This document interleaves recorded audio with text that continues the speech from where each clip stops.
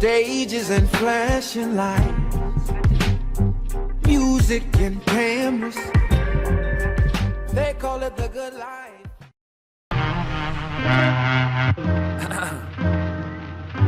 I'd like to take this moment to tell y'all how I came up. The first time that I was here, I can't give you an exact date, but Yeah. roughly, it was probably 2002. Because I remember coming off of the 106, you know, the final, you know, winning and then signing with Ruff Ryders. This is when you're retired. Like, Yeah. Friday, Meaning I retired announced, already. I'm with Ruff Ryders now, Yeah, right? yeah. Not too far long after that, I came up to Toronto. And it was performing at this place called Club Turbo on Adelaide. This is perfect. So that's where we're going to go next. Let's go there. But yeah, I remember performing. And then after that, many years, just opportunities to come back up. And then even beyond Toronto, you know, just as far as even Canada, rocking out in Vancouver, you know, like the bigger cities, but then even going to spots like the Edmontons and the Ottawa, the in-betweens, Calgary, Halifax. You know, it's dope. It's dope. You're really versed in all the Canadian cities, and it seems like a lot of them. It was intense and obviously a very different season of my life journey, and those were some wild times to say the least. And you know, all I can say is, man, God is good in terms of carrying me through it all, through the ups and the downs of it, and coming back here even for like event like tonight. You know, the whole idea of the good life. What does that mean? And through music, through testimony, how can you share that with people? Yo, it's just such a dope thing. You know, it's just such a contrast from, like I said, when I came, let's say 12 years ago to rock at Turbo. And it's not comparing it in terms of this is good, that was not good. But just the spectrum of the whole thing. You know, for me, I definitely stand back and take a look, and I'm like, wow. Yeah. It's like two different types of good, though, because it was a different time in your life. Oh, so, I mean, the way yeah. you see everything, your total scope of life, and I mean, even the music that you're performing, it's a different ballpark. It's funny that you mentioned Turbo, because I was gonna ask you, are you still good with Baby You? Yeah. I mean, yo, Baby You. The question is he still good with RG? And I hope I'm not like bringing up negative elements. Okay, so here's the thing. I don't even know if that was something to say on camera, but you can leave it in there. Cool. But the point is, at one point, yo, Baby You, RG, you know, that whole collective. Because that was the duo. That was the MC DJ duo. And you know, not touching too much on where they're at currently in terms of like their relationship. I don't know, so I don't want to speak on that. But the reason why I think of these two individuals, and there's a strong tie to Canada, is my first time coming to Toronto. You know, they hosted me. You know, them two, as well as you know, that whole team that they was running with. Mass Appeal, I think it's called. Mass Appeal, right? Still popping, And to answer your question, I can say with all certainty that, you know, and I'm thankful for this too, it was never a matter of getting to a point where like, nah, we're not good. It was never that. If anything, what occurred was just kind of often what happens in life. You just kind of end up kind of veering off in different directions. Do your thing and he's doing but also to clarify, it was never even that vibe of, yo, you do you, I'm gonna do me. I'm talking about just like, yo, life just pushes people in different directions. But from what I know, just kind of ever so often kind of coming across him on social media, whether it be his Instagram or things like that. He looks like he's in a great place, productive, kind of continuing to do what he did then, but probably on an even higher scale, like on a scale that's more, you know, let's say at that point he was really killing the club scene in Toronto, but now going way beyond Toronto and Canada, you know, connecting with, I think at one point he was either working or DJing for with Jeezy, I think. He's still with DJ, because he relocated to Atlanta. He was. But let's not turn this into the Baby You show. But shout out to Baby You, shout out to RG, both of them specifically, because not only just that first trip to Toronto, but many, many trips afterwards. Even when I went to like the Halifax and the Edmonton, it was with those guys.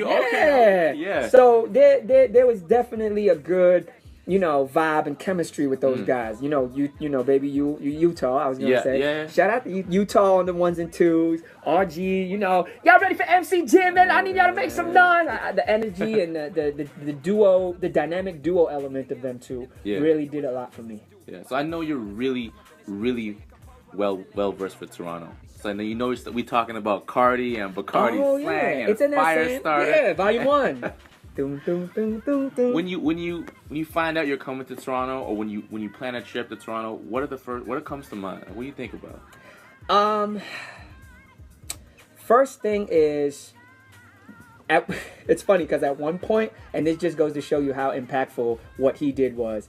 I think of Russell Peters. Okay. And that very one particular routine that he had online that just took the internet by storm, and is still, I guess, like one of his major calling cards. The one where he's talking about that mall, Pacific Mall, and he's like 3450. Yeah, his accents are on point. Yeah, his accents are on point. Really on but point. I think why, to answer your question of what do you think when, what comes to mind when you think Toronto and whatnot, is because the first time that I saw that routine of his, and it was online organically, it definitely made me think about my experience at Pacific Mall. And then even in like that last trip, I was here last summer in 2014, and me, my wife, my kid, my in-laws, we went to Pacific Mall too. And naturally my thought is 3450. I mean, for all we know, that whole thing that he talked about could have been something that he just created in his imagination. But it was just so like hilariously compelling, and the accent definitely killed it.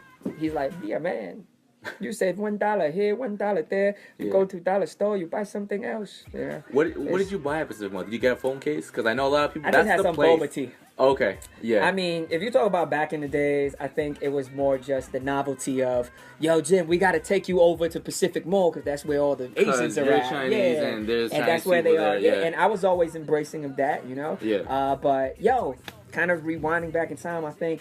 Back in the days, whenever coming to Toronto, there was always we got to stop by Eaton Center, right? In terms of just, whether it be, I got to pick up some kicks for the show tonight or whatever, but it was like, we got to stop by Eaton Center at some point. Will you buy like Eaton Center? Will you buy Young and Dundas last year? Because over the years, as you noticed, it's progressed more into like a miniature like Times Square type thing. Same thing like anywhere else in the world, in any major city and metropolis, I'm sure. But I passed by it today, like just as we were running around today, for interviews and different meetings and stuff. Passed by that area, and it was popping over there. But very similar to what I remember it being many, many years ago too. So, but all in all, man, definitely feeling a very, even if it's just in my own mind, definitely feeling a bond and connection with Toronto and Canada as a whole, in terms of the scope of Jin's journey, career-wise, and just overall journey-wise. Because a lot of times and opportunities that I was able to come up here and rock. Can you think back of? I know you touched a lot of cities in your previous years there. Yeah. What's one of the craziest things you've seen or you've done personally in Canada? My wife is gonna watch this. No, I'm just kidding.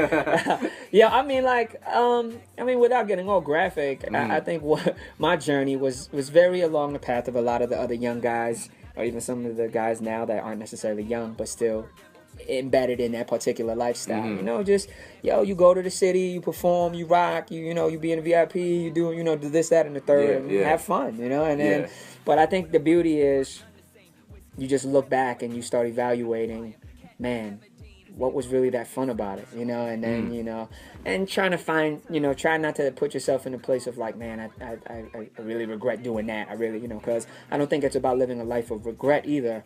But it's definitely, for me personally, it's definitely been whether you're talking about my trips to Canada or my trips to any other city that I've been blessed with the opportunity to perform at, just, wow, a lot of grace and a lot of protection even over the years, if you look at it like that. Just to be able to say, traveling to these places, for the most part, it was always safe. It was always, you go in, you do what you got to do, and then you head out. So, new perspective, though, without a doubt, these days. Even if we're talking about the, just in terms of traveling and performing and stuff like that, the focus is definitely more laser-like.